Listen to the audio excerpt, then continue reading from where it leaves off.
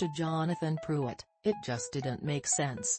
A geospatial analyst who updates Google Maps for a living, Pruitt had been called back to his company's offices in Bothell, Washington, 5 days a week, starting June 6. Like many on his team, Pruitt had only worked remotely, having started the job in the pandemic. Had adapted well to it, finding efficiencies such as multitasking during virtual meetings, using the time to process data. And yet, now he was being told to report to office.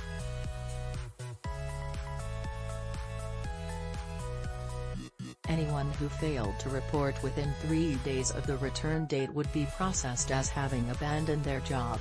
Nothing will change other than having a couple snacks in our office and having an in-person meeting, Pruitt said. We're kind of starting to think that this job isn't worth it. More than 2 years into a pandemic that has no clear end, the debate over remote work has only intensified. Working from home isn't possible in many jobs. But for those who have the option, it's now evident that it is feasible, even beneficial. But how beneficial is a point of contention between workers and their bosses.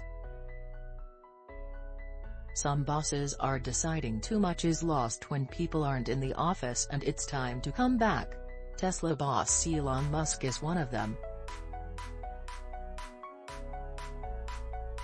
He recently emailed his employees with the subject line "Remote work is no longer acceptable." He reasoned that Tesla creates and makes the most exciting and meaningful products of any company on Earth. This will not happen by phoning it in. Musk told them anyone wishing to do remote work must be in the office for a minimum, and I mean minimum, of 40 hours per week. Apple too wanted to bring people back to the office 3 days a week.